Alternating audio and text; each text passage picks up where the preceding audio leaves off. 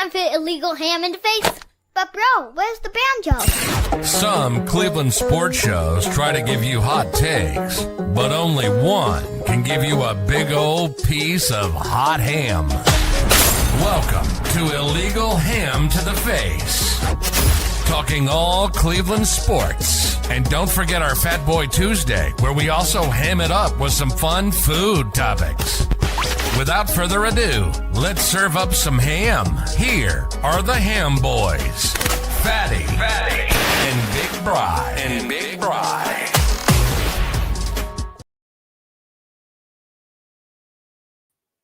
And Fatty fail. There we go. Start out the show with a Fatty fail right out of the gate. What's going on, Big Bry?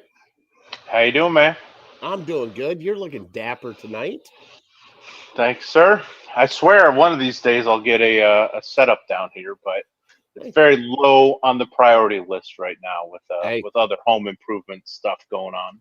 The only thing that you have to do is maybe just hang a Browns flag right behind you. It'd be perfect.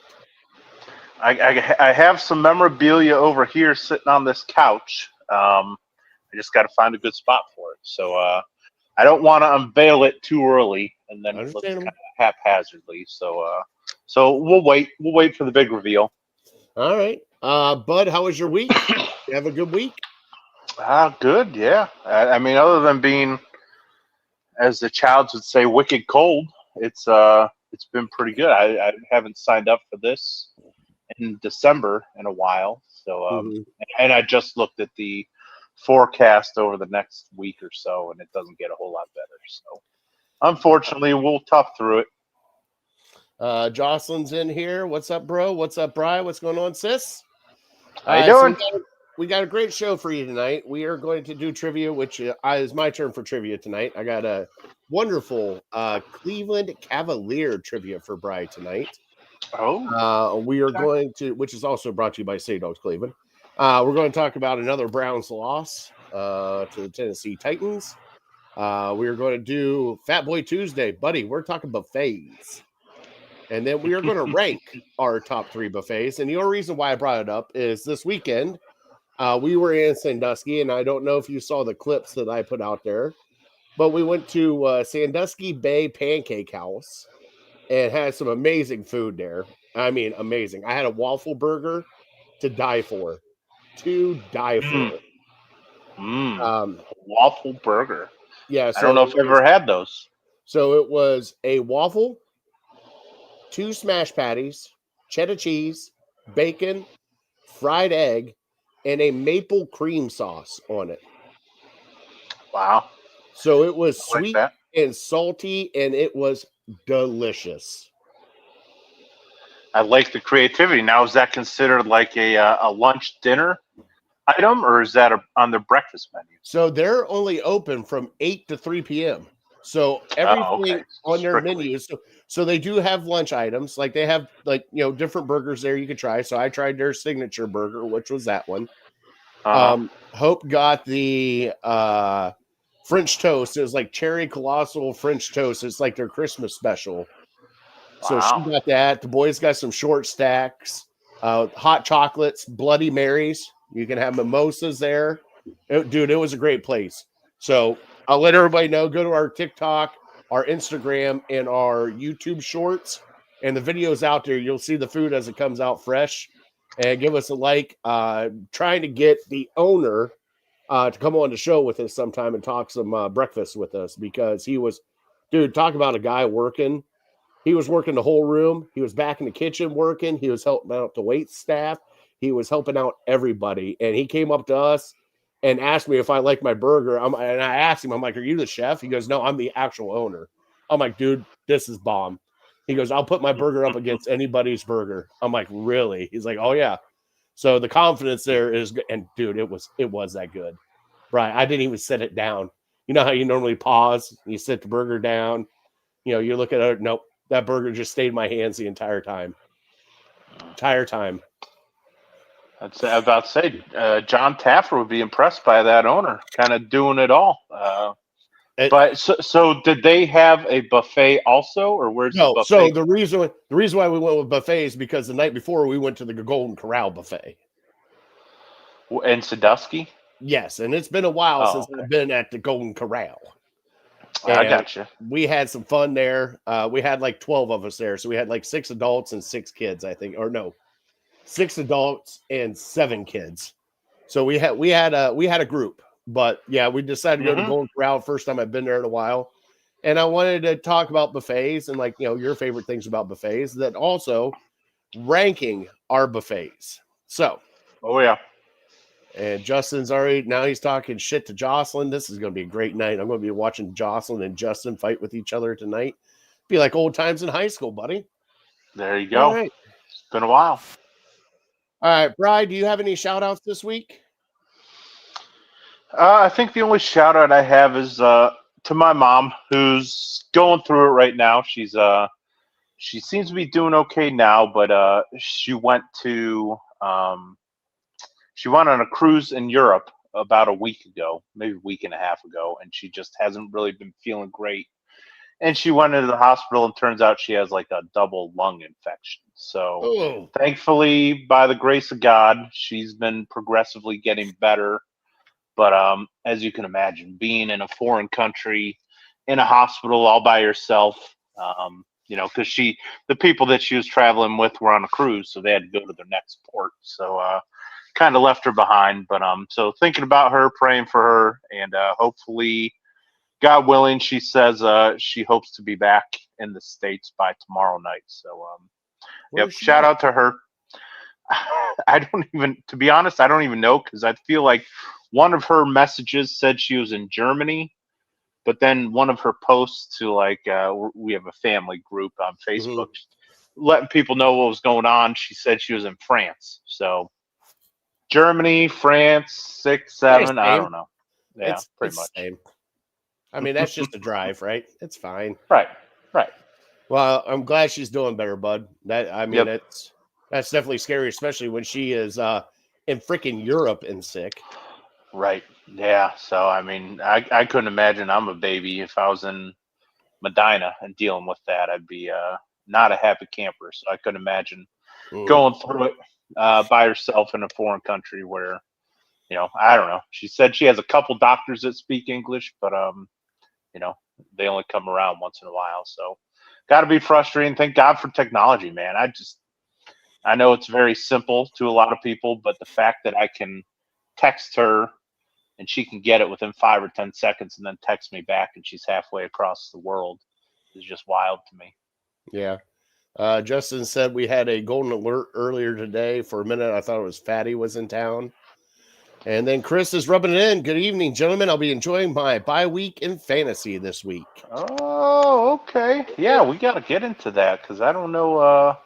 I'm guessing is Chris the 2 seed or the 1 seed even? Because We'll find out here as soon as I'll just shout out real quick. I was with go my ahead. family, my extended family, Joe, Tanya, all the kids, Kellen, Connor, Ava, Don, Mark, Tavia, Jackson, and then us knuckleheads. Went to Castaway Bay this weekend, and for their twins' birthday, had a great time. Love seeing them. The funny thing is like when we were checking in, and real quick, we were checking in. We found out what room they were in. They're like, "Oh yeah, we're in room 311." I'm like, "All right, we'll see you guys there. We're checking in." They're like, "Oh, you're in room 309." I'm like, "No, this can't be." We had conjoining rooms. We could open the doors in between the rooms. Nice. So all the kids went to one side, adults went to the other side. So we were watching the Ohio State game Saturday night while the kids were jumping and tearing up the other room. So it was nice. It was a great weekend spending with all of them. It was nice to see them and having a great time. And just want to shout out them because the twins are turning 7. I think 7, they said. So happy birthday to them. All right. Did they have a indoor water park there?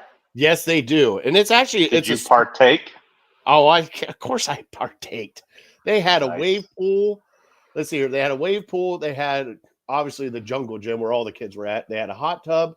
They had a inner tube roller coaster. That was fun. A 2-person inner tube roller coaster. They had about 4 or 5 slides. And then like the kiddie pool. And then they had another pool area with basketball hoops in it. So it was really nice. Oh, cool.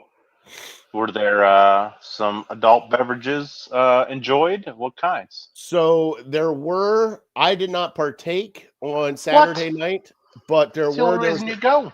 There was some Bud Lights, Christmas ales were there. We didn't have any, dude. They were, let's be.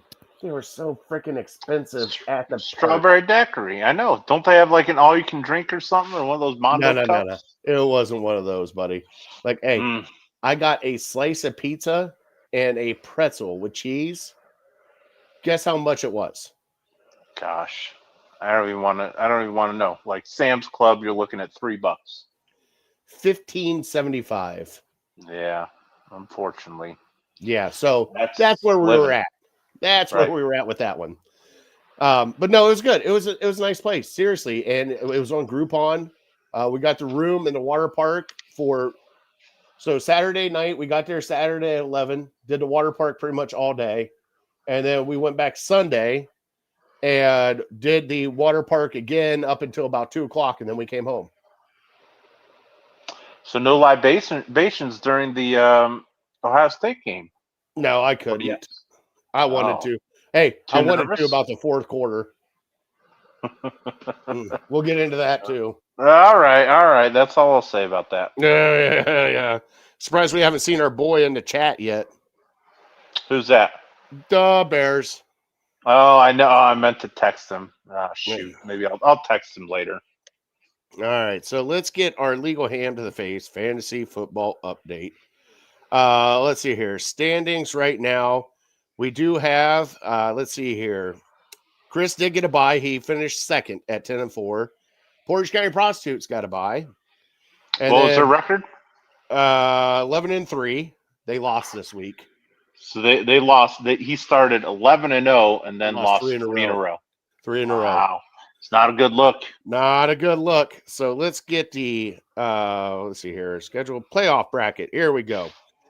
Portage County Prostitutes gets the first round bye. After them, it is Always Next Year and Golden Showers on Mayflowers at the 4-5 spot. After that, it is Harold Keel against Big Bry, and Runner gets the other bye. So, Big Bry, you are at 10-4. Golden Showers is at 10-4. Runner is at 10-4. Portage County Prostitutes 11-3. Always Next Year at 9-5, and Harold Keel at 7-7. Pretty top heavy there. 10-4, 11-3. That's pretty good. Yes, and the scoreboard from last week, we'll go through real quick. Waddle at Smith and Jigba 133 over Team Big Meat 105. Bills Mafia 146. Runner 115. Always Next Year beat the Portage County Prostitutes 187 to 141. Wow. There you go, Joe. Golden Showers on Mayflowers beat Honky Cat 89 to 86. Jesus. Okay. All right, Big Bry beat up on Harold Keel 158 to 86, and Dog Pound beat 27 to 9, 121 to 99. Okay. So nice. Can't wait. This big week. Yes, it is. All right, bud. You want to get into our trivia? Then we will get this shindig on the road. Let's do it. All right, let's do it. And trivia.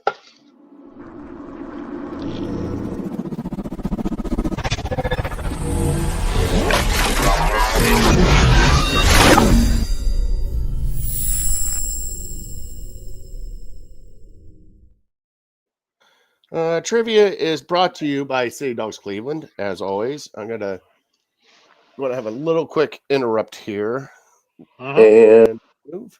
Okay. So Brian, Cavs trivia for you. All right, you ready for this? Bring it. All right, 1976. You know what that was? Bicentennial. The Miracle of Richfield. Okay. Bri, can you tell me who hit the game-winning shot? You have to be more specific. In that one game? Yes. Oh, I got you. Okay. All right. I got a couple names here. Okay. Is Bri crying because of my team name, Justin Ass? And I was like, I don't think Bri is oblivious to it right now. What's his team name? 27-9. Oh, Okay. I thought it was 13-10. That seems to be a lucky number for me. All right, let's get into it. My God. All right, how good did Indiana look? Their defense was very impressive. It was a defensive battle. I don't think. Well, I'll catch some hate for it, but I don't think either. I think the defense is the strength for Ohio State. I don't know if I'm breaking news saying that, but I think the defense is significant. I don't want to significantly might be too strong of a word, but I think the defense. You're going to go as your defense goes. Your offense is very good, but your offense isn't special. Your defense is special. So. Your offense just has to put enough points, and they didn't. So you give credit to Mendoza for making the plays when he had to and making enough plays. And both kickers had their struggles, missing chip shot field goals, but that was kind of a wash. So I don't know. I'm sure we'll talk a lot about Mendoza over the next few months. I have a feeling we will too. I was watching, and Justin said it was a quality Big Ten game. It was a defensive game. Yeah, it was fun. I was disappointed, and I wouldn't say, okay. Normally I would be pissed off because Ohio State lost, but now that the way the playoffs are like, they're in the playoffs. Like, it would have been nice to win the Big Ten championship. Yeah. But also, with that being said, at least I thought they would show up for that game. And it felt like the first half, they just didn't show up. Like, they just were like, okay, we can run. It's Indiana. We can run over Indiana. We can run through the motions. And Indiana just came out and punched them in the mouth. And, at that point in time, any big play that needed to be made, Mendoza made it. 3rd and long, deep pass down the middle, first down. Like, it was and for us on the Ohio State side, it just didn't happen. And I do question it. And, here's James said, why not run Bo on 3rd down? And I get that. My big thing is that last one where the 4th down right before they tried that field goal to tie it up, you had all the momentum at that point in time right there, and your running game actually was working at that point in time. I would actually gone for it on 4th and 1, and I would have given it to Bo Jackson, let him do it. But doing the stupid sneak with saying when it was like 4th and 3 and trying to get 3, just some bonehead mistakes of coaching blunders and just offensive blunders at the time. So, I mean, but, give Indiana credit, give Indiana the due. They're a well-coached team. They came to play. They got some fight in them, which I, haven't seen from Indiana since, 1986 was the last time they beat Ohio State. Last time they won the Big Ten championship was 1974. Might have been earlier than that. Right? I didn't know if they had ever done it, to be honest. So, the 30-game losing streak to Ohio State has been snapped for Indiana. So just think about that, 30 years of losing to a team.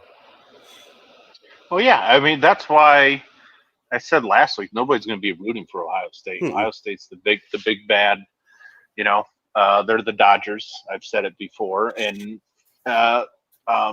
Indiana is the feel-good story. This loser for the last 30, 40, 50 years, maybe for their entire existence. They've always been – a lot of times in college, these big schools, you almost accept if you're a basketball school or a football school. And Indiana's clearly been a basketball school our entire lives. This is the first time I can ever remember.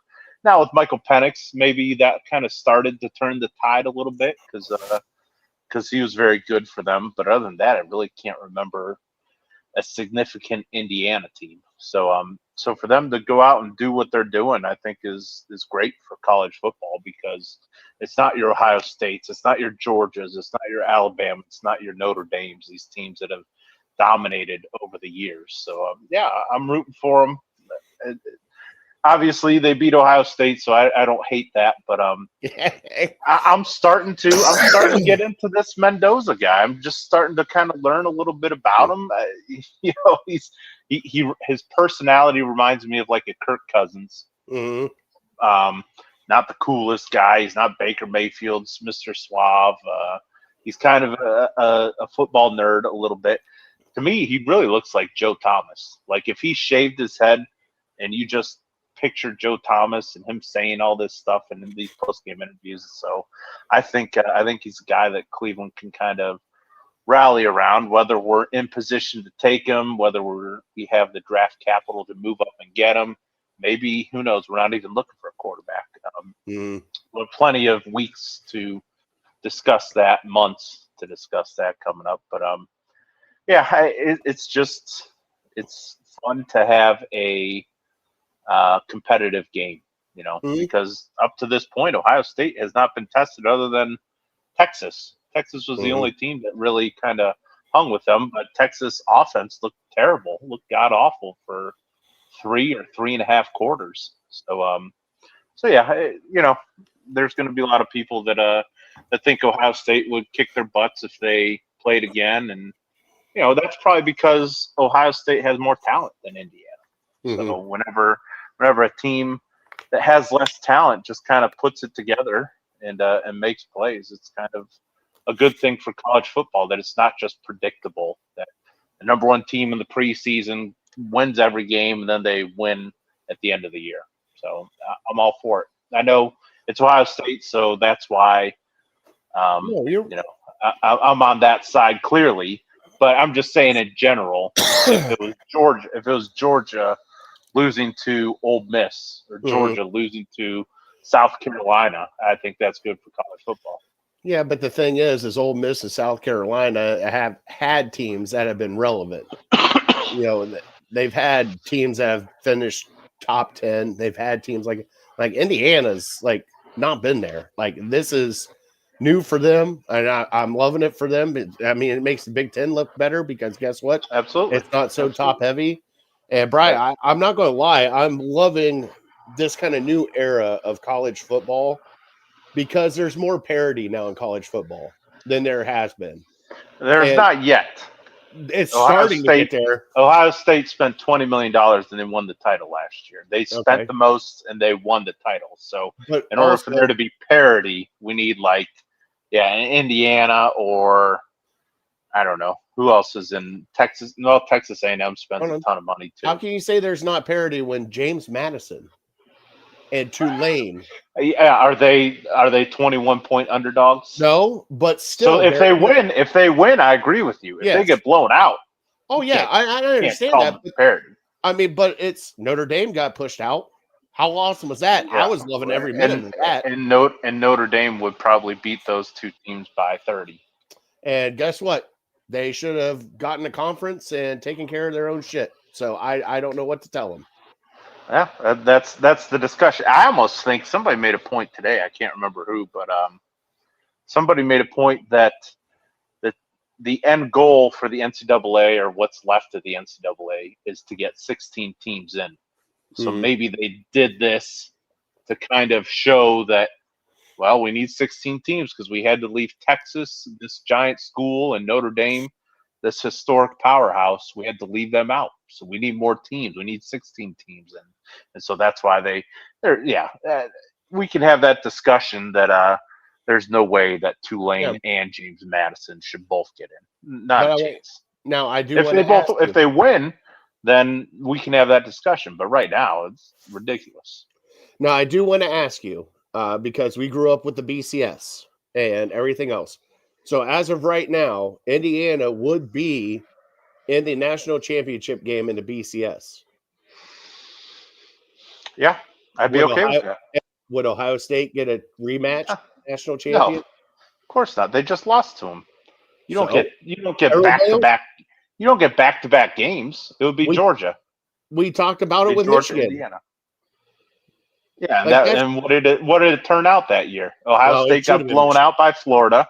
Michigan got blown out by USC. So that would have been a terrible decision. That's why it should have been them two playing and not those other teams. No. If the BCS was still intact, then the SEC championship game and the Big Ten championship game, those are elimination games. It's essentially a 4-team playoff because you have Alabama, Georgia, you have Indiana, Ohio State. Whoever wins between those games advances. And James comes in. I don't like a 3-loss Alabama team in there. Yeah, but you can't say 3 losses because one's in a national. So So Alabama would have been better off to sit out and not play the SEC championship game and boycott it and let Ole Miss go in so they could lose and only have 2 losses, or Texas A&M go in and lose. Yeah, you can't even really, I know I'll give you a hard time about Ohio State losing, but you can't really put a ton of stock into these national or these conference championship games. Notre Dame. Everyone's been telling me Notre Dame is for the last month is a top 5 team. So the fact that they're not in is just, I don't know. I know Ohio State fans have no sympathy for Notre Dame, but I don't. I'm just looking at it playing. Yeah. Well, most Ohio State fans are jealous of other giant programs. So like Alabama, Georgia, Notre Dame, they kind of look down on. I don't hate Notre Dame. I don't hate Alabama. Well, you're just stereotyping Ohio State fans now. I absolutely am. Look at you, just putting us all in one box together. There you go. Will you stand up for Notre Dame? No, because I fucking hate Notre Dame. Will you stand up for Alabama? Possibly, because Alabama's got a good quarterback and they've had a good year. But they had 3 losses. I didn't say that. James said that. I didn't. No, I'm saying. So you agree with me?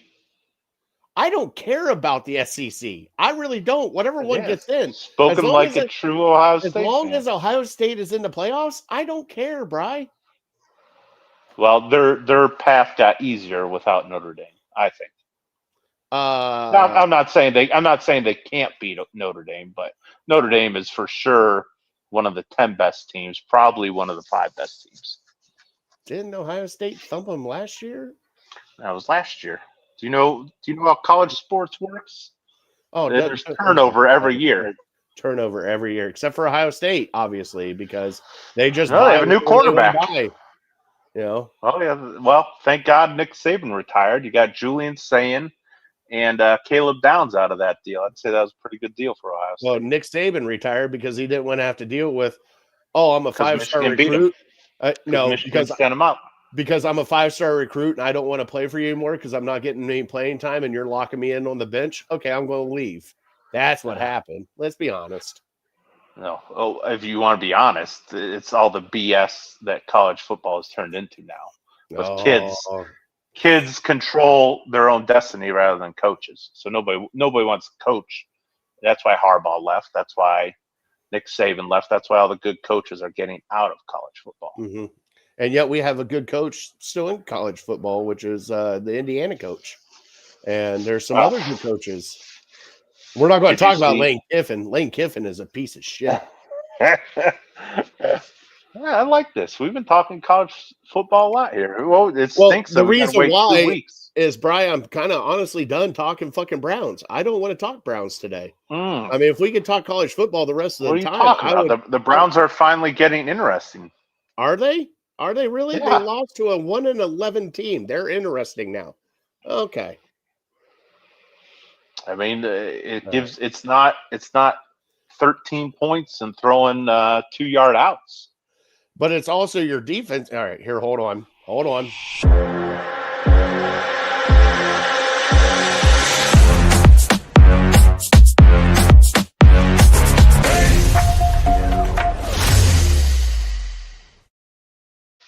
I had to play it for Chris.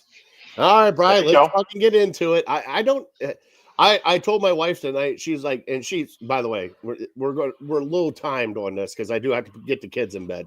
But okay. I told my wife, she goes, what are you guys going to talk about? Because she listened to the Browns game the entire way home with me. We got home, we watched the last of it, everything else. Bri, I'm not going to lie. I looked at her and I said, you know something? I might just let Bri, I'm going to sit there like a dummy in the background and be a mime and not say a word and let Bri talk Browns the entire time. Because I'm just tired to talk about this team. This team is garbage. It's fucking trash. And I don't know if I have the life of me to go through the last 4 games of this team and watch this shit. And yes, oh my God, Shedeur Sanders threw for 350 yards, 4 touchdowns, 1 interception. My God, he's the Messiah. Everybody's coming out and crowning him now. He's going to be our franchise quarterback for the next, fucking 15 years, whatever it is. But Brian, you lost to a rookie quarterback a horrible offensive line, a horrible defense, and they put up 31 points on you. It was fucking horrible. Wow, spoken like a true Shador hater there. Oh, So okay. you blame the defense. The defense is trash. Brian, we had a top 2 defense this entire year, and they come out and let Tony Pollard have a resurrection year and run for 161 fucking yards. Like, I'm just saying. And then Myles Garrett, hey, let's be honest. Myles Garrett missing assignments because he's just trying to go for his now. It may be more than just Myles Garrett going for sacks. That's what I mean. Oh, dude, it's you tip your cap to Tennessee because they said Cleveland just wants to get a bunch of sacks and have these plays that's shown across Sports Center, and we're gonna run away from Myles Garrett. We're gonna have quick passes and not even block him, and we're just gonna take him out of the picture. And we're just going to run it down their throat. Tony Pollard's still a pretty good running back. It was embarrassing, the clinic that their offense put on against our defense. And then our offense came back at the end, but wouldn't you believe it? A special teams play kind of did us in once again. Which special teams play was that? The 2-point conversion? Special teams, the block punt. Oh, the block punt, of course. Where he kicked it into the guy's gut. So he could have blocked it with his feet.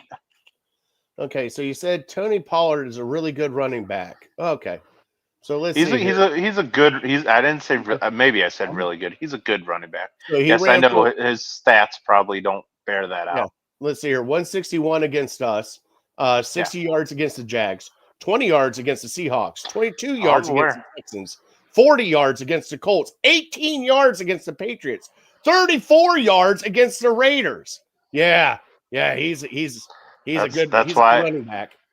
He is. It'll go back to his Dallas days. I'm not saying he's a top 10 guy, but that's why I say they put on a clinic against the Cleveland Browns on how to dismantle this defense. And I don't know if it was Jim Schwartz blind spot or if it's just guys looking out for personal stats like we were talking about. But I mean, there's no excuse for getting run on like that by the Tennessee Titans, who aren't a very good rushing team. And oh, by the way, we have the best rushing team, I think, statistically this week in the Chicago Bears. Yeah, that's going to be fun. Jocelyn said Harbaugh left because he was caught cheating. There's a good one. It was about time. I was expecting that. That was a little delayed with your generic response. Justin, I'm sure, has that too. No, Justin said fire Stefanski.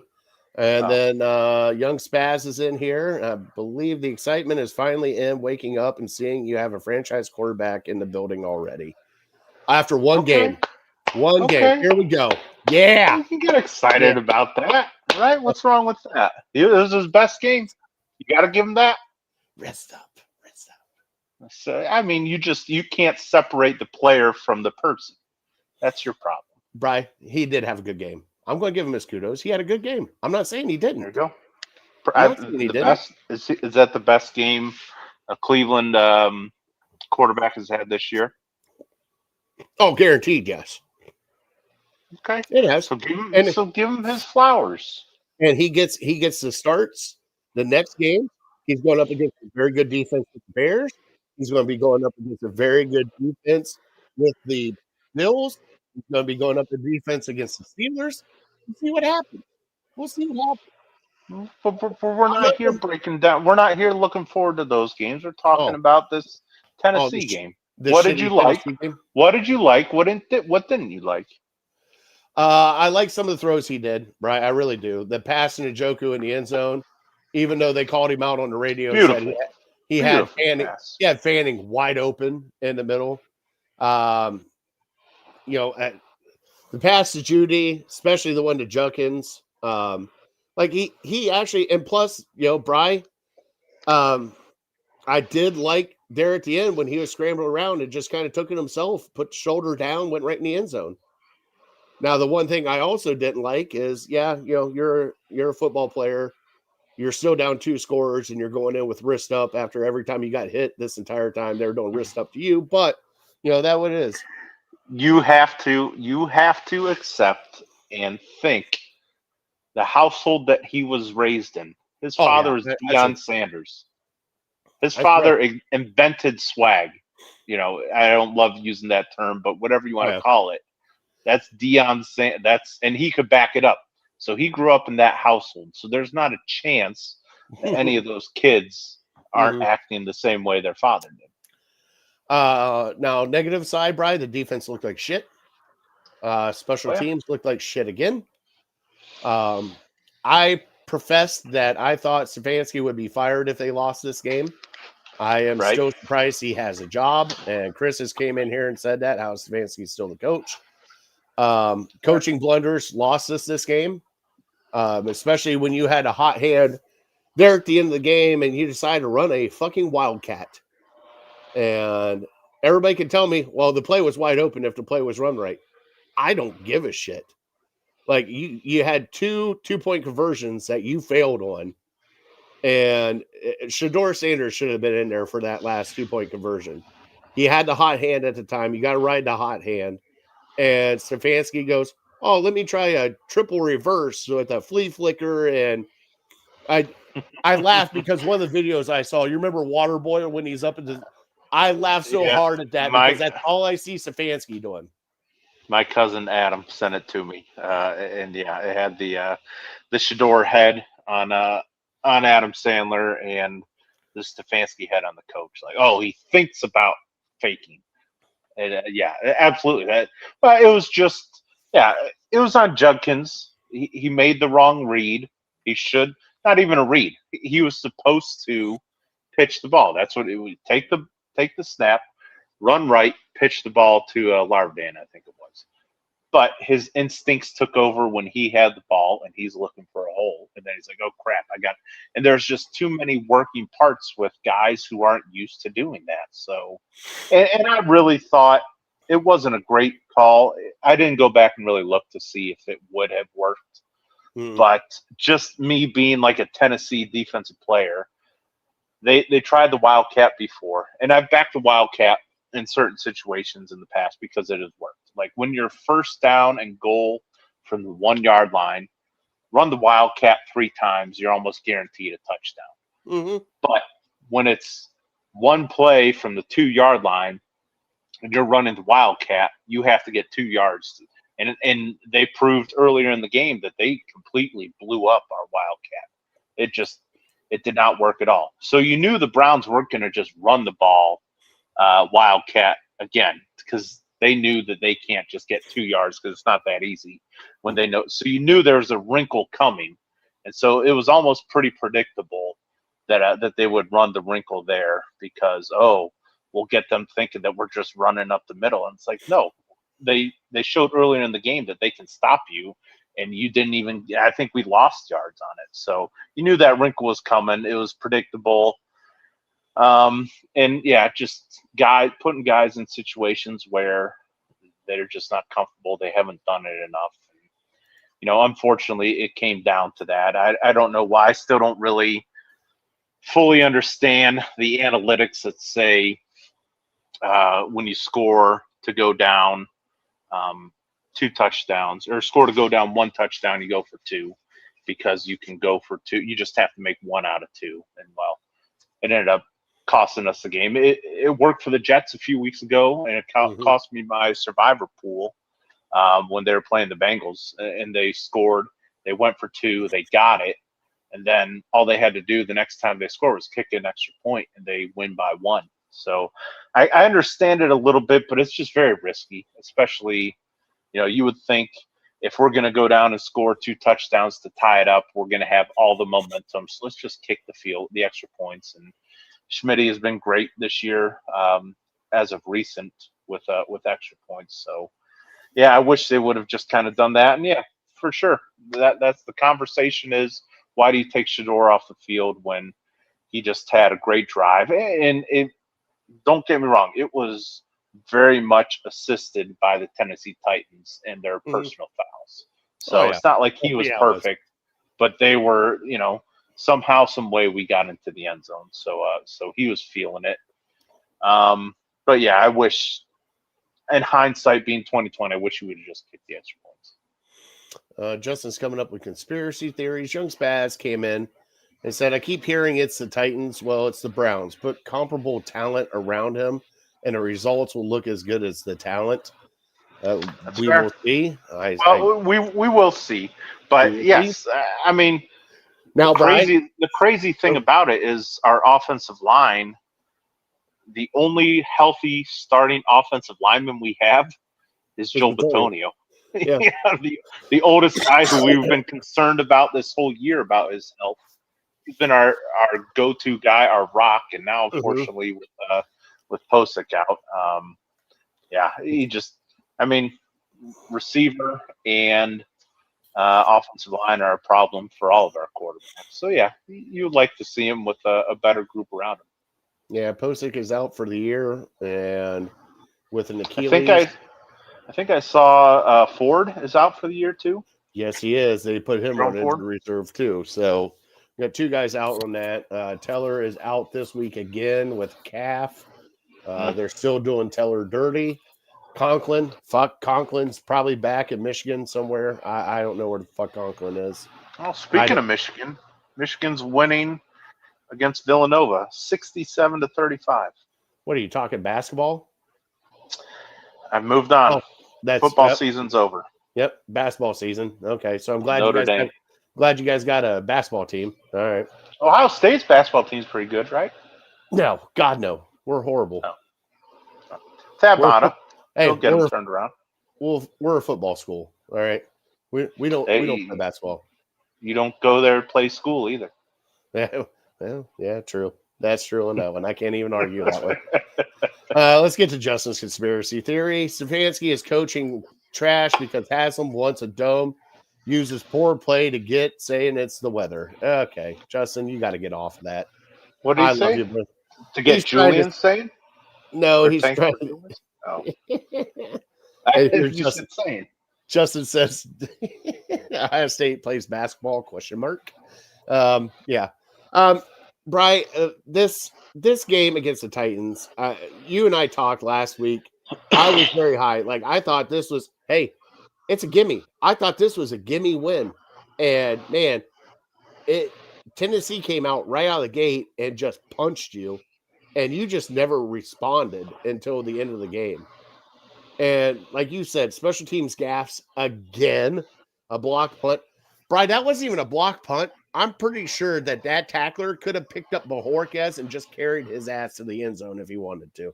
That guy came through completely unblocked. And Bojorquez just sat there and looked around like, what the fuck? What the fuck do I have to do here? It's unexplainable. I can't imagine how the players feel, but it just happens every single week, and they find a different way to blow it on. And like major blunders on special teams. It's not like, we recovered from Larvadam fumbling it and then hopping back on it, or maybe a punt being downed at the 1 yard line or something. Like, these are major game-changing blunders. And I'll be honest, I as soon as they blocked that punt, I said, all right, I can't handle this. I turned off the Browns. I went to the red zone, and then I found myself watching the Papa Shot National Championship, which was phenomenal, by the way. The finish was unbelievable. But I did come back to the Browns. But at that point, I was just done with them. Can we stop talking Brown? There's a Papa Shot National Championship? I think it was. I don't know if it was the Ocho or ESPN News or one of these other ESPN channels. Yeah, it was Papa Shot National Championship. I mean, I feel like I can compete with these guys because they were good, but they weren't perfect or anything. So, but they had cool jerseys. They had cool jerseys with their names and numbers on the back. So I might look into getting into it. I wish I had a higher ceiling down here to where I could put a Papa Shot in. Oh, just line drive it right in. Oh, that's all you do. You just bank shot the whole time. And I don't know what because you play Papa Shot enough, there's different lengths So I don't know exactly what size ball they're using, what size length to the hoop it was, but yeah, the strategy remains. I'm just trying to do everything I did to not talk about the Cleveland Browns, Brian. Oh, come on. No, okay. All right. So here's two questions. All right. So first off, obviously Miles didn't show up this game at all. One sack. Did he actually get a sack? He had a sack. I believe he had another, at least one tackle for a loss. They just, team in one, we shouldn't be scoffing at one sack. One sack No. every single game. Well, hold on. But these people that are talking about, oh, he could set the record. He could get 4 sacks. Like, let's stop. Let's stop predicting that he's going to get 3 or 4 sacks every game. That's just crazy. If he gets 1.5, that's a pretty good game. Yeah. But I'm still. It was a shitty offensive line, and he should have just. Yeah, agreed. But it's not like they're playing Myles Garrett the same way they're playing Alex Wright or something. Oh no. That's why it's so impressive what he's doing, because every single team is game planning to stop and slow him down. Every time they're thinking about him every single play. Now, the question I want to ask you, and it was brought up by Nathan Zagura, who is on the call every Sunday, and it was brought up on Friday during the Ken Carman show. Now, Bri, if he breaks these records, the sack record, the tackle for loss record, this is an historic season that he is on right now. Bri, if he was on any winning team right now, would he be in the talks for MVP? I think it's yet to be determined. It depends on what the rest of the season looks like. Like, he would be in the talks, I think, for sure. But, was TJ Watt seriously considered for MVP when he set the record, or tied the record, I guess I should say? No, but JJ was when he did the tackles for loss record. Okay. So, like, if he shatters it, if he gets 27, 26, 27, then absolutely. Because right now, I don't know if anybody's really separating themselves. That's the thing with these awards. Is there one person that separates himself? Like, we'll talk and we'll hear for the next couple days about the Heisman. Like, has anybody really separated themselves in the Heisman? I don't really feel like. I think Mendoza did. I think Mendoza did on Saturday. Yeah, but it's just because, I mean, not sole reason, but he's the quarterback of the number 1 team, and I would have said the same thing about saying he's the quarterback of the number 1 team. I don't think he's really looked spectacular, but also Mendoza has he's probably going to be the number 1 pick overall, so he has that in his bag too. But really, do you really feel like, oh, this guy is just, doing things we haven't seen before? No, I feel like, Travis Hunter was kind of that way last year. That's why you had to give it to him. But this year, again, I'm kind of starting to fall into with Mendoza. But I don't feel like, he's really the no-brainer Heisman. It's just he's the quarterback of the number 1 team, so you give it to him. So I kind of feel the same way with the MVP. Like, everyone thinks the Rams are the number 1 team right now, so you just give it to Matthew Stafford. I would give it to JT's had a stellar year. Yeah, but unfortunately, he has. I agree with you, but he's probably about due for some tough times. No, I know he's Philip Rivers. You saw who they brought in, right? That's going to be their quarterback, so they're going to put 15 guys in the box against them. Oh my God! All right, Brian. Next question. Here we go. You ready? Yeah. You buckled up, Buttercup. You got it. Has Shedeur shown you enough on Sunday to not take a quarterback in the first round next year? Well, that was going to be one of the questions that I was going to ask you. So let me ask you that first, and then I'll tell you what I'm thinking right now. Okay. Is drafting a quarterback with their first pick still your draft strategy? Say they don't have the number 1 pick. Say they have like 3, 4, 5, something like that. You still drafting a quarterback first? If I were the GM of the Cleveland Browns, Right. and this is the scenario that I have now, this is me personally, and this is my opinion. Right. All right, Bri. And it's right now. You're allowed to change your opinion. Bri, and it has nothing to do with Shador's performance. I That's want fair. that. I want that to be on the record. It has nothing up to this do. point, because it will. Yeah. Eventually, you have to consider Shador's performance. As of right now, I don't. And it doesn't have to do with Dylan Gabriel's performance or Deshaun Watson's performance or anybody else's performance right now in the quarterback room. Right now, as this team, as I'm looking at it, yes, the major hole is the quarterback position. But, Bri, we are like Swiss cheese right now with way too many holes. And if I cannot get the first, second pick in the NFL draft, I am not drafting a quarterback in the first round. I am going to try to find the best offensive lineman I can do to start plugging up holes on this offensive line. I'm going to start trying to find weapons, wide receiver to help out this offense. We have a tight end. We have a running back. We need wide receiver weapons. We need speed. We need route runners. And we need people to block. And as of right now on this team, I do not see it. Is that a fair enough answer? That's fair, but I'll take it one step further. In that scenario where you do not draft a quarterback with the your first round pick, first round pick, what's your quarterback room going into next year? God, this is really going to kill me. Because you can't just say, no, I'll pass on quarterback. No, I'm holding your feet to the fire. What's your quarterback room next year? So my quarterback room next year, and if I was doing it, I would do. By the way, you can say, just because you don't draft one with your first overall pick or your first pick in the first round, you can draft one in the second or third or fourth round, so you can take them. So this doesn't take quarterback off the table for you as a rookie.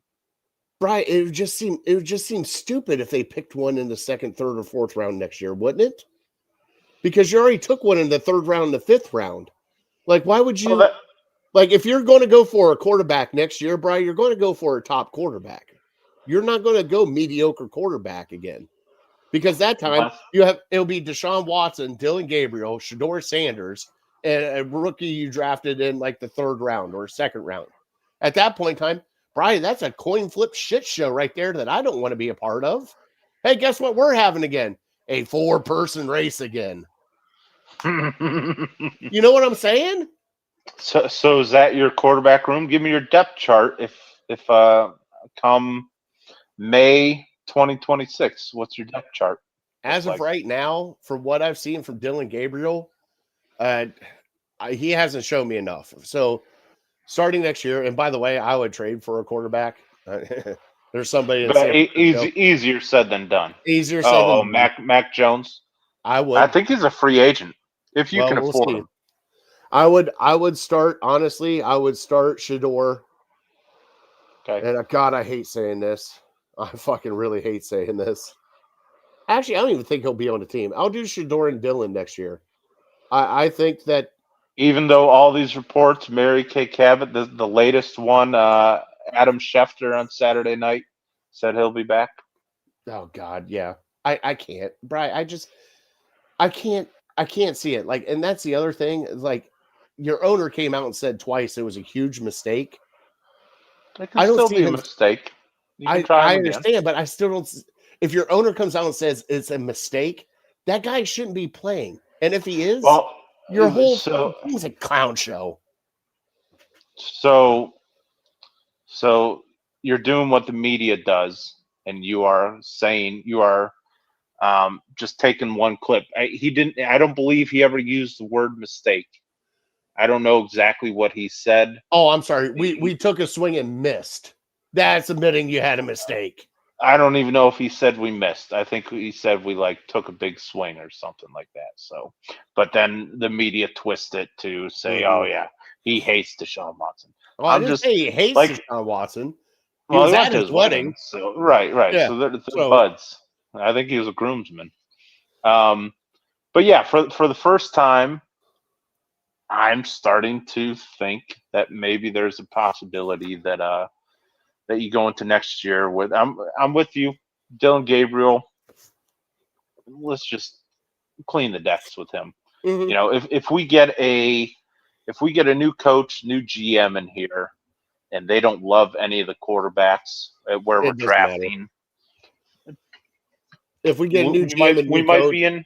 Brian, if they get a new GM and new coach, they're drafting a quarterback in the first round. I don't think so. I think it depends. So much just depends on who's come. What if this Dante Moore doesn't come out, and it's Mendoza? Maybe it's Ty Simpson. But Mhm. I was a fan of Ty Simpson. I kind of liked him. But then I watched this game against Georgia, and it wasn't even the fact that he didn't play well, but unless the running back is Derrick Henry and he's 6'5", 240, their running back made Ty Simpson look small. Yeah. And so Yeah. I don't want to sign up. He looks smaller than Baker. So I don't want to sign up for another small quarterback out of Alabama where you're playing with the best talent and that's why your numbers look so good. Yeah, if you can't get Mendoza, which I don't know if you could because the Jets have more ammunition than you do to go up. So I don't know if you can do that. So if you can, we might be looking at another Deshaun Watson deal to where you're giving up 2 1s and a 2 or 2 2s, and you're just giving up this haul Yeah, to you try to can't get do up that. there for one guy. So if 'Cause that's you already not the gutted- case, I was going to say you already gutted the team for 3 years when you went for the Deshaun Watson trade. You can't Yeah. gut it again for another 3 years. I know, and that's the discussion that they're going to have. Okay, and that's kind of how this last draft was thought of before we went into it. That okay, Cam Ward, he's the guy. He's the number 1 pick. Mhm. There's one quarterback, and then there's really nobody else. That could be how this draft plays out. There's Mendoza, and there's really nobody else. And so you might end up kicking the can down the line because there's no quarterback worthy of taking in the top 5 other than maybe Mendoza. And B, you have a guy in Shador. You have a guy. If we get another coach, they might think differently about Deshaun Watson. They might think I can fix him. I can get him back to the Houston days. Mhm. You know, he was terribly mismanaged with Kevin Stefanski. This is what the coach might think. The new coach, he's still your most talented quarterback. Let me get a try with him. And so, I don't think it's the craziest thing ever.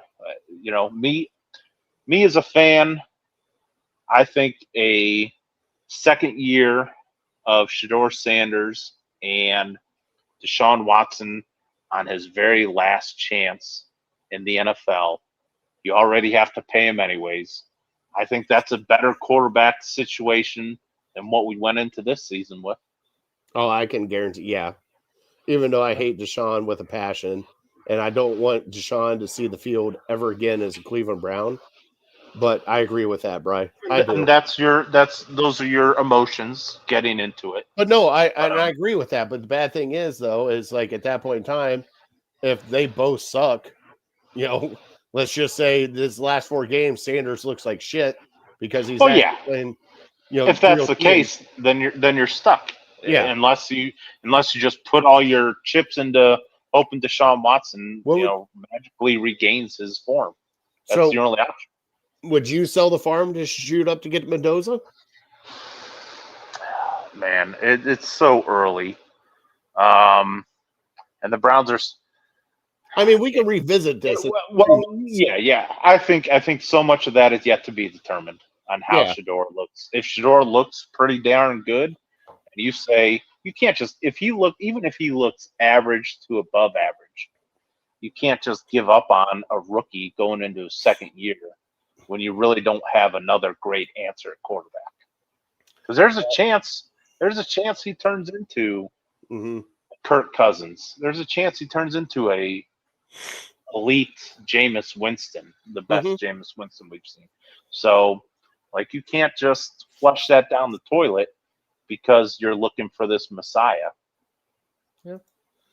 All right, so Brian's in here. He said O-line, wide receiver, O-line, wide receiver, O-line, wide receiver. That's how we should be picking them. That would help. Chris said, do you even see a quarterback that should be a top pick next year? If there's only one, and it'll probably be Mendoza, maybe Simpson, and we'll go from there. We'll see what happens at, who's coming out and who's staying. Because, hey, a lot of these guys, it might be more money for them to stay than coming to the NFL.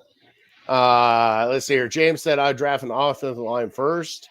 And then Brian came back and said Shedeur starting. Drew Aller as a backup, picking him up in the third round. Oh, he's trying to get into string. And trade Gabriel to the Dolphins for a bag of chips. I don't think you'll get a bag of chips for him, but you might get a bag of shit for him.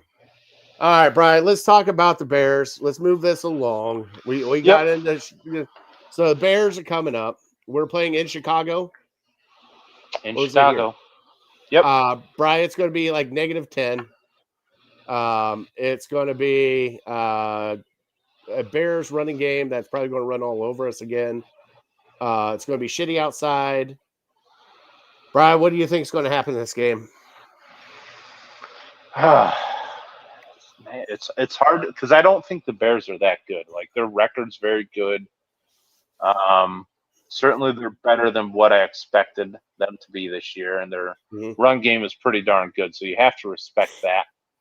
I think we'll clean it up defensively against the run. I think we'll have some success, and it's just going to be like, can Shedeur have the magic again this year? And, shame on us for going an entire hour and not bringing up the name Harold Fannin Jr.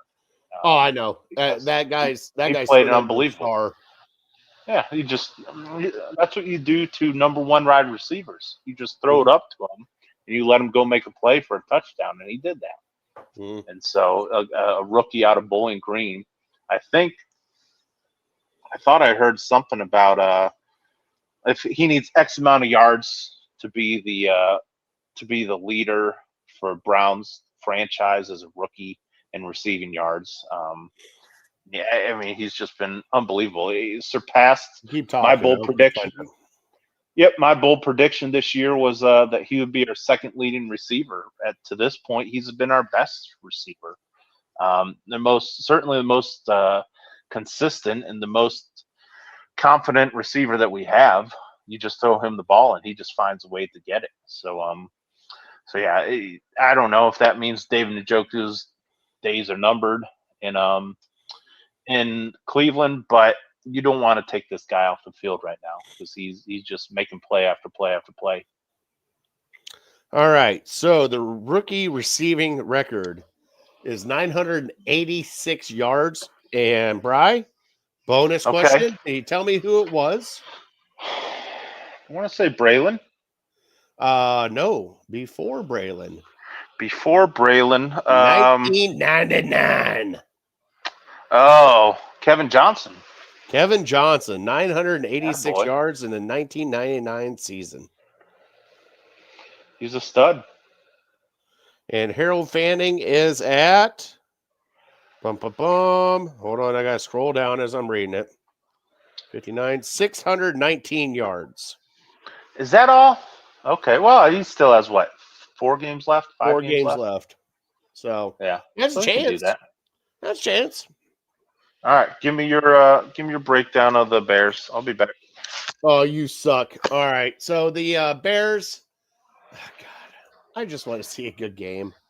It's going to be shitty out. I just want to see at least a competitive game. I don't want to see a blowout. I don't think we'll see a blowout, but man, I've been wrong this entire Brown season. So I wouldn't take my word for it. And he'll probably be the other Bryant's in here, 31-7 victory for the Bears. But I think they really do need, if they can focus on cleaning up the mistakes on defense and stopping the run. I think that will help. But the one thing that does scare me is obviously in that kind of weather in Chicago, special teams. And our special teams fucking suck right now. We can't do anything right on special teams. So, Chris, thank you. I'm not hopeful it's going to be a rough one. I get it. We'll get our scores here in a second. But, yeah, I don't expect the Browns win this one. I think weather and our lack of fortitude, dare I say, is going to be the downfall of us. So I hear Bri coming back now. But yeah, I don't see this one going good for us.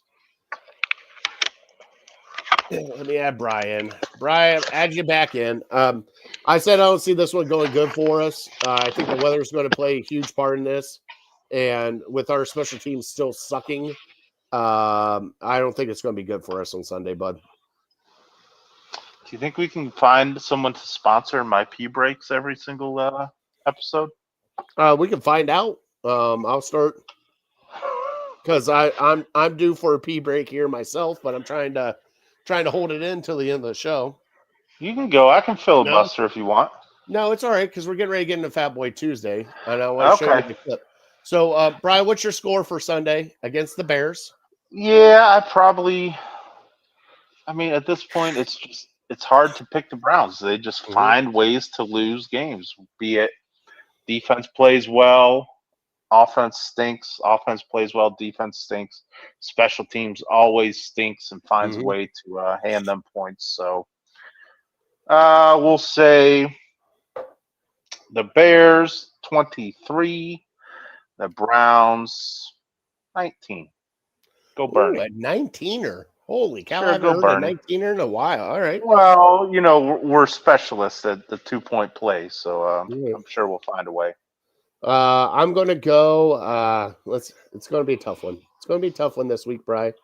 I'm going to go the Bears 31, the Browns 9. I think that, Oh my goodness. Oh yeah. I think it's going to come home to roost. Oh yeah. Cow. Well, Ethan Poachers is out. I have my reasons. You got your no faith in your boy Luke Whippler? My goodness. No. There's a reason why he was a backup. Like I'm excited to see Zach Zinner to go in there too. Like you had to take a dig at my boy, At least my Ohio State guy is playing. Your guy's a healthy scratch every fucking week. He was in there this week. Oh, you didn't see because you were listening to it on the radio. They should have hyped him up more. Was he a fullback? Did he come in for the fullback position? He may have. Yep. I knew it. Well, Hutchinson or not Huntington, he's out, so we got to find a new fullback. I know. God, I'm not looking forward to this game, Bri. And I think the reason why is I'm so down because you lost to the fucking worst team in the NFL. The worst team. Bri, the over-under was 32.5 fucking points, Bri. Boy, we nailed that, didn't we? Saying it'd be a boring game, low scoring, no action. I was like, the over after the first quarter, I think. I know. I was like, everybody bang the under. Bang the under on this game. Nope. We want mad money. Buy. It's rigged. NFL is rigged. When you think it's going one way, it goes the other. All right, Brian, you want to get in Fat Boy Tuesday? Let's do it.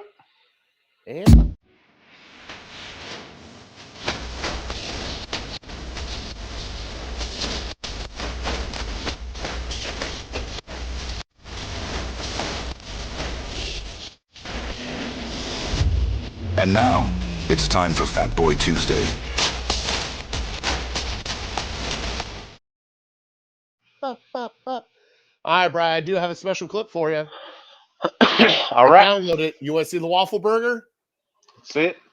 What's going on, everybody? It's Fatty from Illegal Ham to Face, and we're here at Sandusky Pancake House with the family. Right in here, Mama.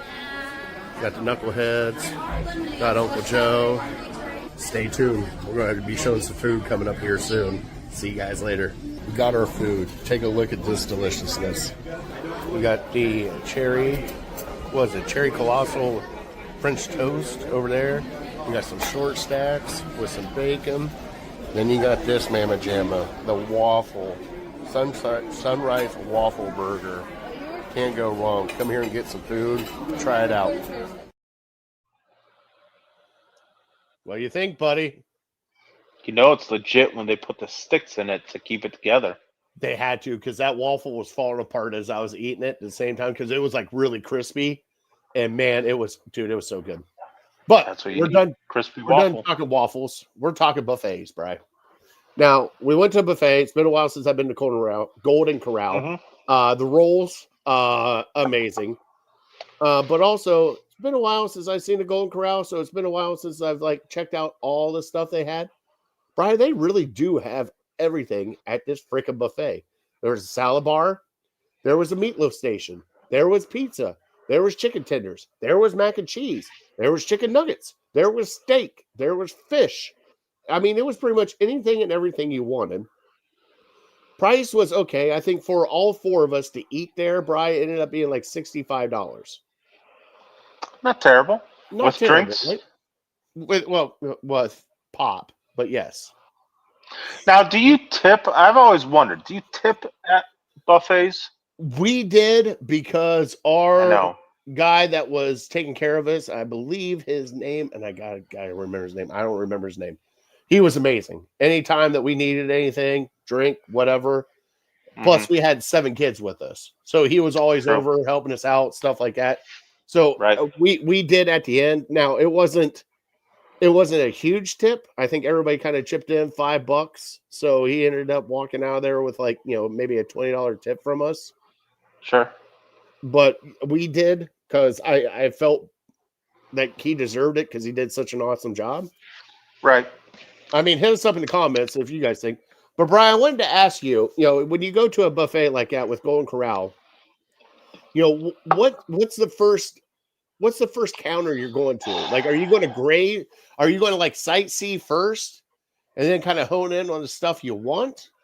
Or are you just going to kind of you're going to section it out and be like, all right, let me start out with a salad here first from the salad bar. Yeah. And then I'm going to work my way over here to this section. Yeah, I feel like I'm the worst person to ask with this question because I always feel like I do it wrong. Like at the end of the night, I feel like, what was I thinking? Because I'll start with a salad Mm-hmm. and then I'll, fill myself up a little bit. I'll have maybe a roll, maybe 2 rolls. And then by the time I go up for my second plate where I'm just, I get a little bit of everything. And it's usually, you know me, I don't have expensive taste. So I'm not going for the prime rib or You're the taking over. salmon or anything. Yeah, I'll go maybe a taco, maybe a piece of pizza, maybe French fries, maybe, chicken or a burger or something like that. And then, I finish that. By the time I'm through my second plate, if I sit there long enough, food starts to settle. And then I'm like, oh, I only have limited space. And so I'm thinking, okay, well, that was pretty good. I want to go back for that, but I want to explore the entire buffet. And so that's why, I'm not a great person to ask this question because I feel like I fail at doing buffets, especially ones like Golden Corral, where they are a little bit of everything. There's no specialty. I want to get some Mexican food.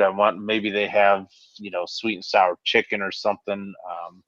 And I want to partake in a little bit of everything, but I feel like I never really get and hone in on what I really want. And so at the end of the day, you have to leave room for dessert too. And so I might get a salad, 1 plate of kind of the stuff that I typically go to, like I was saying, and then I might get a 3rd plate of a little bit of this, a little bit of that, trying to be exploratory, and then don't really enjoy my 3rd plate. And then after that, I'm like, well, now I got to go up for a dessert plate. And then once I get the dessert plate, my night is done. This is why I try to avoid, and I just feel miserable at the end of it. This is why I try to avoid buffets because I don't have a great strategy for it. It's going to ruin the rest of my night. I'm going to feel like crap until probably 10 o'clock the next morning on the toilet the next morning. and I just spent all this money, all this time and effort, and I might have got 2 or 3 things that I really enjoyed. Brian, why do you think I did not drink Saturday night? Is because of Right. Golden Corral Buffet. Oh, you guys went to Golden Corral on Saturday. Yeah. So we went there. Okay. Well, that explains it. Yeah, we were trying to find a place where all of us could kind of eat. It'd be easy. Everybody can kind of get whatever they want, that kind of stuff. And we just, I saw it. I'm like, something that way there, anybody can get what they want. The Right. kids, all that stuff. Now, Brian, I kind of did the same mistake you did. I hit the salad bar first, and I went in, got a nice big salad because I do love salad bars. You can't go wrong with salad bars. Right. But I did that. But Brian, I don't get steak that often. Man, I got my fill of steak. I went back up 3 times to that guy behind the grill. I'm like, medium rare. All right. Was it good? Was it good steak? It was, Brian, it was Passable? It was passable. I Okay. did the steak. I did the fried fish, which was really Mhm. good. I did like their fried fish. Now they had baked potatoes there. And it was also kind of like a Thanksgiving theme too, because there was like green bean casserole. They had like a turkey breast that they were carving up. Obviously mac and cheese, all that kind of stuff. I did find myself to a cheesy potato bake they had. And I'm telling Okay. you what, Bri, it was almost like they were half potato. Well, I wouldn't say half potatoes, like potato wedges, but they weren't like normal potato wedges. They were like a baked potato kind of cut in like quarters, but there was cheese, bacon bits, scallions, everything on them. So I got those. But what I liked about it was just the amount of stuff they had, because you could choose to go back. You get, first time up, you get a steak, you can go back and get like meatloaf. You could get, mashed potatoes and gravy, whatever else. I mean, my wife got Brussels sprouts, mashed potatoes and gravy. What else did she end up getting? She got a steak. I had to stay away from the shrimp. That's the one thing I do love about buffet. Oh, right. Right. There was fried shrimp and there was fresh shrimp. And I'm like, I wanted to eat it so bad. I didn't do it. I didn't pull the trigger. They had onion rings there, Bri. Damn good onion rings. I'm not going to lie. Those are really good onion rings they had. But, I mean, it was a good time, especially for the kids. And then the dessert table, obviously they had ice cream, any kind of pies, pumpkin pie, all that stuff. They had a cotton candy spot over in the corner. Wow. Yeah, so it's right there. If you're coming down, if you're in Sandusky, there on the main drive was the Million Road or whatever the hell it is. It's down towards the Great Wolf Lodge, just past the Great Wolf Lodge. So go check it out. It was really good. The place was nice. Servers were great. It was awesome. And I loved every minute of it because I haven't been to a buffet since, they shut them down in 2020 because of COVID. Right. So that was kind of the other reason why I wanted to bring up buffets. Now, Sure. Bri. Yeah, you find a good one. Stick with it. Now, Bri, I gave you the list. We're going to rank our top 3 buffets. You ready for that? I know. This is tough. Sure. I know it is, but we got to do our top 3. Do you want to make it top 5? I have a top 4 because they're all kind of different. Okay. We can make it a top 5, sure. You want to do a top 5 buffet ranking? Now, like I told you before, now these aren't like specific buffets. Like there's, breakfast buffet if you like a breakfast buffet. Oh, I got specifics. Oh, you got specifics? Oh, absolutely. Can't wait. Let's do it. Let's do our top 3.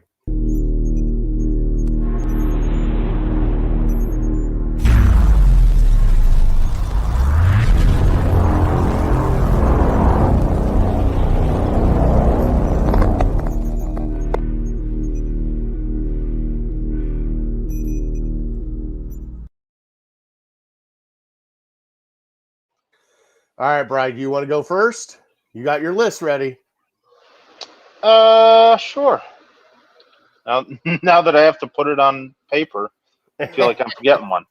Okay, so my number 5 is not specific because I feel like wherever you go, it's kind of the same. Uh-huh. But it's worth mentioning the Chinese buffet. because I just all I Chinese get is buffet chicken. is your number 5. Number 5. Yep, Chinese buffet, because it's a lot of the same thing. It's chicken. It's like some sort of fried chicken with a different sauce. Is what I do. Now I do the bourbon chicken, but yeah, chicken and rice, and it's great every time, no matter what you get. And that's probably the one that I usually overeat at the most. Is You and I Chinese both. buffet. You and I both.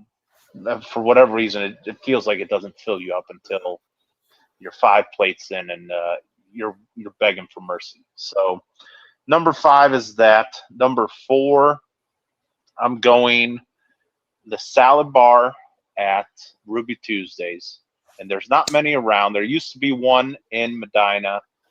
That closed. There's not many that are left. I think there's one in Elyria, or maybe not Elyria, Sheffield. There's one in Sheffield, and by far the best salad bar around. They have the croutons. You've been there, right?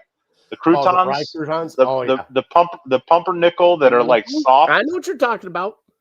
My wife hated them the first time I took her there, and then she became obsessed to the point where when we were doing salads at home, she would go there and get a box full of croutons. And God bless them, they didn't even charge her for it. She just fill up a box, take it home, and we make salads for like a week with that. So that's number 4. Number 3, I'm gonna go breakfast buffet, and in my childhood, it was Shoney's. We would go to whenever we would travel.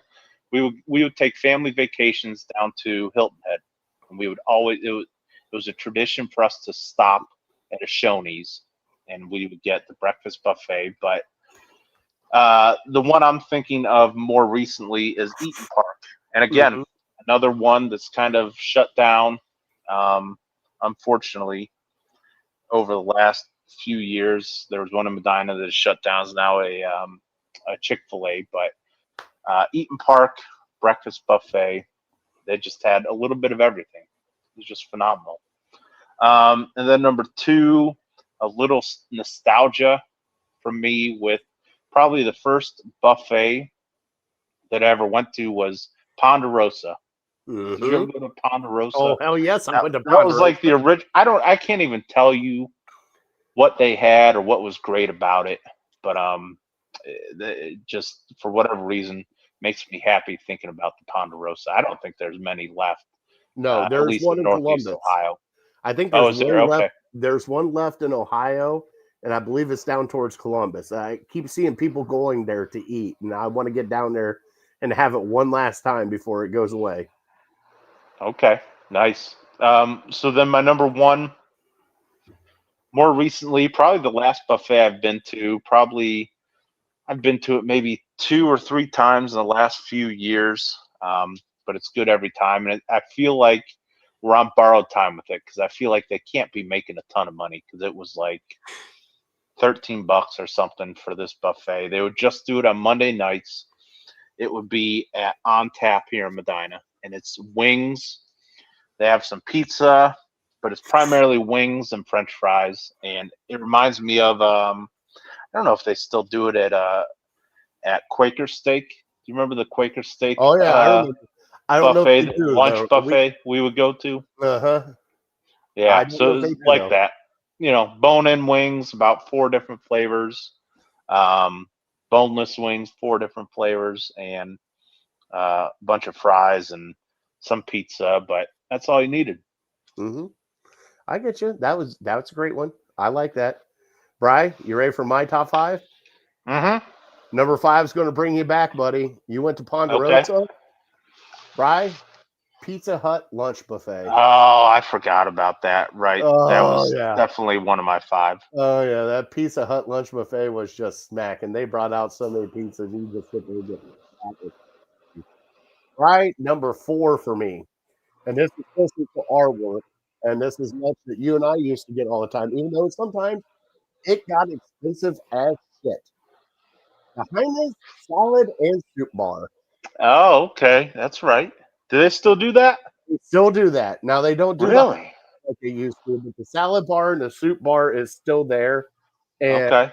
for what we did at work, it was nice to just go there, even though that our salads, they did it per pound, and some salads came out to be like $26. But Pasta salads weighs it down for sure. pasta salads weighs it down. All right, Bri, number 3 for me, and you already said it on here, Shoney's. That breakfast buffet, any kind of breakfast buffet, it doesn't matter if it's Shoney's or not. Breakfast buffets are just the best. You just go ahead and get like 6 pounds of bacon, little biscuits and gravy. You can't go wrong with that. Have Brian, you ever been to Golden Corral's breakfast buffet? No, I have not, and I have. I hear it's pretty good. No, yeah, I haven't been either. All right, now, Brian, here's where we get fun. Number 2 for me, Der Dutchman. Staple as I was growing good up. Call. Der Dutchman, you get that Amish country buffet, and dude, they got everything: fried chicken, meatloaf, potatoes, whatever you want. That's one of the best buffets. And Bri, do not forget about the pies at Der Dutchman. They're to die for. And Bri, it was your number 5, but it's my number 1. Give me that Chinese buffet. You find a Chinese buffet. We've been to. Hey, you remember the one on Mayfield Road? We would eat Sure lunch do. at, be miserable. Are they still open? They are not still open. They shut down. But man, did we not have fun there? Getting like 8 plates of food and then trying to go back to work for an hour and a half, knowing that we weren't going to do nothing. But no, I love Chinese buffets, right? Because I know you said it's like chicken this, chicken this, chicken this. But there is, the one that we went to, they had sushi. They even had like, chicken tenders. They had other stuff back there. They had desserts. They had a little bit of everything you wanted. And I think when you go to a Chinese buffet, they're a little bit cheaper. But man, you can eat a crap ton of food at those places. And we did for years. I think the way to go, now they offer like, and I haven't taken advantage of it. I should. When I have a day off, they have the buffets to go where you just load up. You get whatever you want. You load up like a styrofoam box, and then they just weigh it on your way out. Now it'd be probably pretty expensive, but yeah, that way you're just limiting yourself to one box of whatever you want, and you have to maybe be a little more selective. I remember a certain Czech that we worked with would go really hard on the shrimp and kept telling them to bring out more shrimp. I remember that. Oh God, memories, love them. All right, so everybody, hey, give us your top 5 buffets. Give us some content here because we'll do a recap next week. Brian and I love to talk food because that's what we do here. Brian, I know we still have trivia, so trivia is brought to you by City Dogs Cleveland. If you cannot adopt a dog, please volunteer, donate, do whatever you can do to help out a City Dogs Cleveland. Also, only a handful of games left at home. 121 Dog Pound. All proceeds go to City Dogs Cleveland. Now, Brian, are we still in talks about the Steelers game and some paprikash and pierogies? We're still in talks. Yep. Okay. I think it's still a possibility. Depending on weather, because, no. I think just depending on schedule.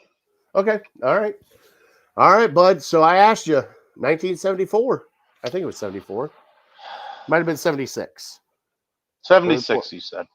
76. 76.